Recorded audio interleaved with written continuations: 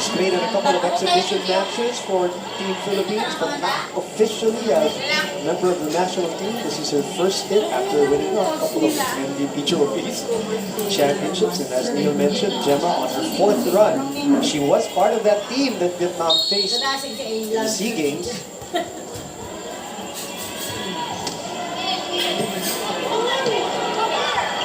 That's out. Is there a touch? No. According to Juan Pong Hin of Australia. They can challenge, but sabi ni Gemma Galanza, no need. She acknowledges her mistake and we really can't afford to not get good passes because as a tall team itong Vietnam, they will lock up on our wing hitters in blocking pag wala tayong reception. Lumamang na, Neil, ang Vietnam, their first lead of the match. And a 4-point lead earlier. Galanza is checked again. That's what we're talking about. And loading up on our wings. And the biggest lead of Vietnam right now, 12-10. This is also a slow start for Tots Carlos. Maybe jitters din as this is her first international tournament. But the Philippines will be banking on the attacking of Tots Carlos in this game against Vietnam. Gemma with a good first ball. And look, Pedrito and Sen, miscommunication there. Coach Carlo looking, checking if he's going to call a timeout. Looks like they are going to call a timeout right now. And it's time for us to listen in. Namang na, oh. Dalawa.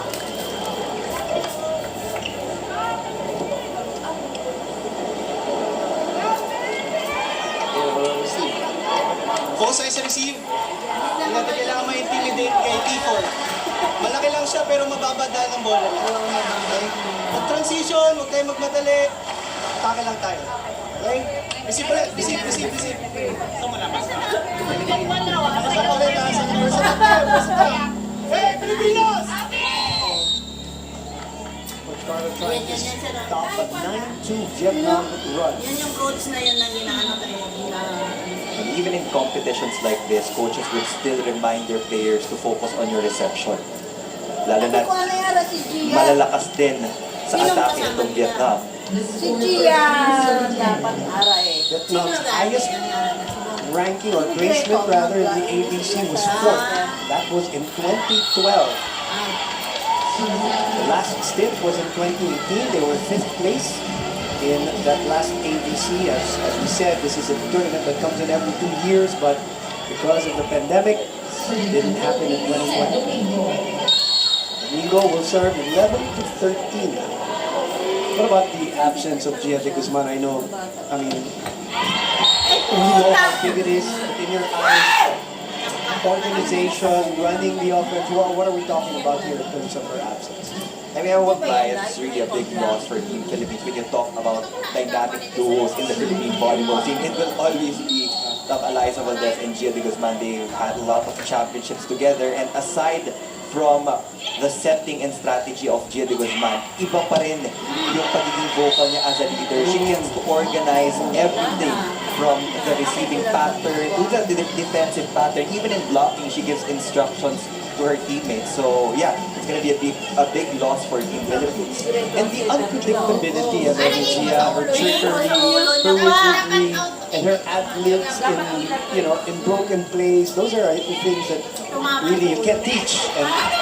And right now, we're feeling that absence. Vietnam is on a major run. 16-11 is our score. We believe that. Ano pa na tatawag?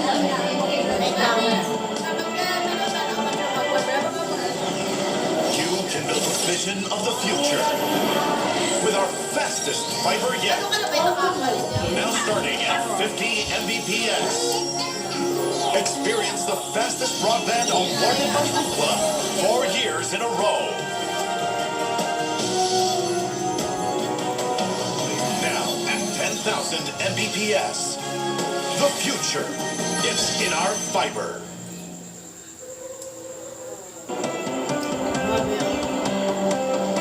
Oh, kasi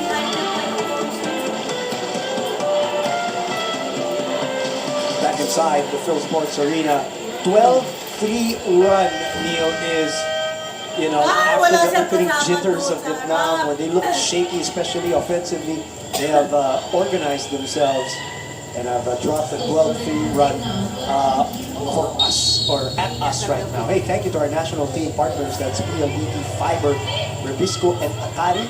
Our ABC Cup sponsors, Lana Oil, Jersey Haven, Amigo Entertainment Technologies. Equipment sponsors, ASICS, Mikasa, and Seno. Government partners, the City of Pasig, the Philippine Sports Commission, the POC, the City of Taguig. Of course, our broadcast partners, Signal TV, Signal Play, One Sports and One Sports Plus, Smart Giga Play. Thank you to ABC, of course, for coming to Manila, SMM Sports, and to PNPF hosting this event right now. It is all of a sudden a 6-point lead, and nothing is going through that net right now from the blocking of Vietnam. What do we need to do, Neil? Again, we still have to fix our reception up to this point. Hindi pa nakakuha ng magandang pasa si Kyle Negrito, but good thing Jem Magalanza puts a stop to the run of Vietnam with a power hit. Injects a little life into this crowd too. Only she could, but look at them line up down the line, Neil. Rockford was locked in dun sa blocking pattern ng Vietnam. So, Jem Magalanza has to find other sharp angles to score the points for Team Philippines.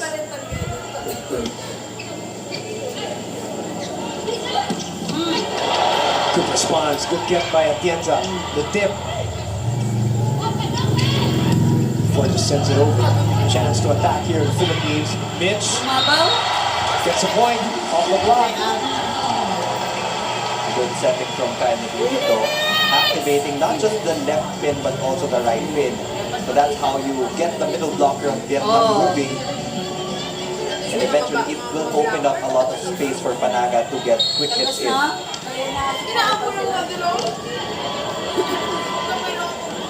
Kyle back serving. She did very well at the start of this match. Run and God. Oh, that was a fast one from Win Trin. And this is where you see how height plays a huge factor in the international scene. Really took advantage in that last play.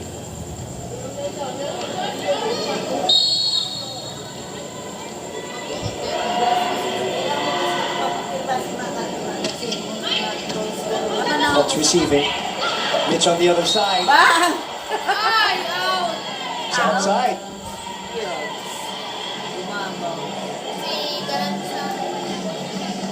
They won't be challenging that call from the first referee.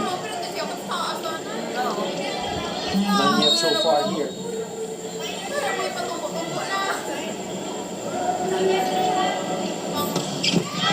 Set to the net. So far, Vietnam already has 9 attack points compared to the 4 from the Philippines. Lanza back serving. We're down 5 here. 14 serving 9.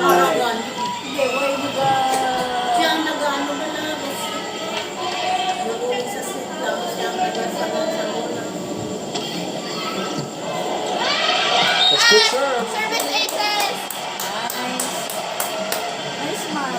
And now that the Philippines know na ang emergency attacker ng Vietnam is P4, they can actually target her on the serve so that they can just focus on their blocking. Lead is 4. Good serve again. Good instance there by Mitch Wabaw. Back-to-back points. You need that. You need the crowd back into it as Vietnam calls a timeout.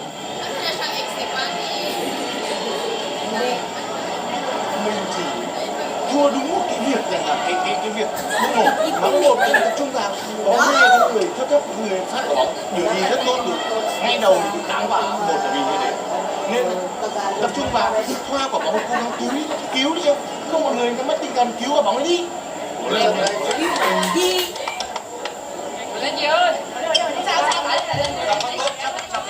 chặt tay nhất bóng lên nữa đừng có đưa sang tâm bình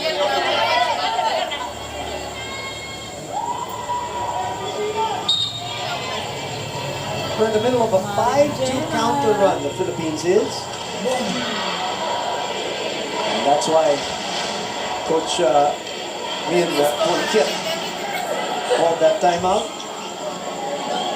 If you've noticed, the Philippines and Vietnam have been committing the same mistakes actually on reception.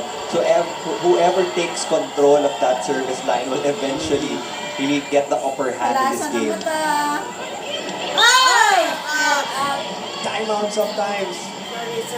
so deadly, it kills your momentum, ices the server, and that's what happened there to Gemma Galanza as that lead is back to 4. Ilan ang score niya ba? Marie is back in the match. She goes to the front line. Vietnam serves. Hits the antenna. Fortunately, Diba? Tons Carlo still trying to find her first point here in set number 1. and you see the blockers really loading up on her as Coach Carlo will call another timeout here, trying to go through that in between the antenna and the outside hand of the blocker. Hindi naman nila ma-establish yung block. Pasok lang, pakagaling mo yung gitna para may space sa wing. Kaya mo para pansinin. Receive! Magaling sir. Tuloy tayo ha! Hey, Pilipinas! What about the absence of Coach Sherwin? You know, we gotta talk about him too. He's won championships with this team. That's the second time out already with Coach Carlo. What's the effect of Coach Sherwin being out? But the assistant coaches for sure immersed na rin naman yan sa sistema ng club team nila. But it's a different when you have your head coach calling the shots, making the right timing on the yung mga timeouts, yung challenges. So they will be missing Coach Sherwin in today's game. Good block there by the team that is on its 6th appearance in this ABC Cup for Women. As I mentioned, 2012 was their best result, 4th place. Their last appearance, they finished 5th. Pinasok nila si Wong na setter. There were rumors about some players not being able to join them, but a couple of days prior to the competition, they officially brought in the big guns. As Tons Carlos finally finds a soft spike down the line. And that's the correct hit from Tons Carlo. She has been going to a lot of powerful attacks in the last few sequences, but she hasn't found her range first. Couple of big service errors, points given away. Vietnam is 2 points away from taking his first set as double substitution for Coach Kip. Juan Tilampo will serve. Juan Di Xuan also coming in, number 17. Another open hitter for Team Vietnam. Coverage provided by Negrito. Lynch goes over the blockers. Cross court. And Tanti Nguyen An able to get her 4th point. Second on attack. For the current roster of Team Philippines, this is the very first time that they will be competing against Vietnam. So they don't have a lot of scouting videos probably. Kaya kailangan lahat yan babantayan mo. That's good for Mitch. Fearless. A lot of experience, obviously. For Mitch Gumabaw. Not wasting her opportunity.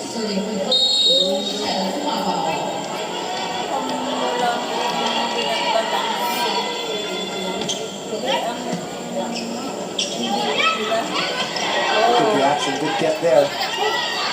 Thoughts, they converge in front. T4 sends it to the other side. Kyle opens up back to Thoughts. Thoughts goes over the blockers. Great save, great get by Vietnam. Ooh. Chance for a counter-attack. They go to T4 down the pipe and it's long. The Team Philippines got that point. That was a botched free pass from Kyle Atienza. But score, throws that one away.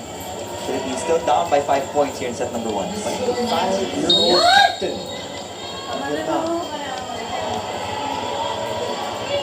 Saving 1 set point. It's Team Philippines. Ah! Block, Diba? open. The tip. Kyle takes a look, goes to the Ay, shit! middle. Kapos! But that communication between her and Domingo, suspect in that last play, Ano ni si Domingo gives a Mando? point to Vietnam. They take set number 1 here in this third match of opening day for your ABC. Paano si Domingo, ha? Parang wala siya, ano no?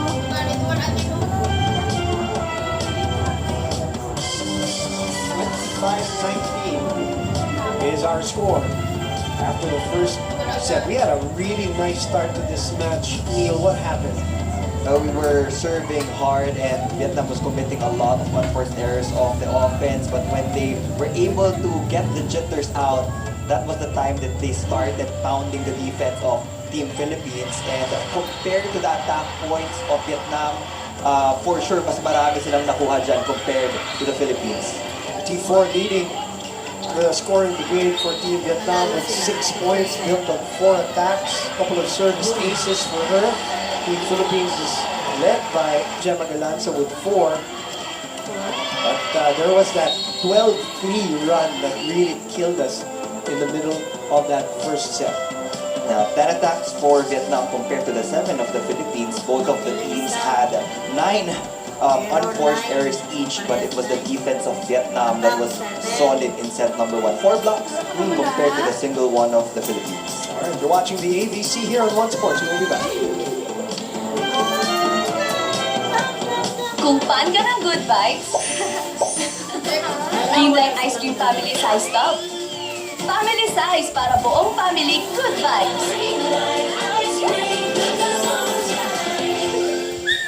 Oh! You can build a vision of the future with our fastest fiber yet. Welcome home, kid. Now starting at 50 Mbps. Experience the fastest broadband awarded by Ookla 4 years in a row. Now at 10,000 Mbps. The future is in our fiber. Bad girl ka. Rebis ko po. Salamat, anak. Uy, salamat tol. Thanks, bro. Anak, tol, bro, pero di naman kapamilya. Alam niyo kung bakit? Kasi Rebisco feels like family. Rebisco, ang sarap ng feeling mo.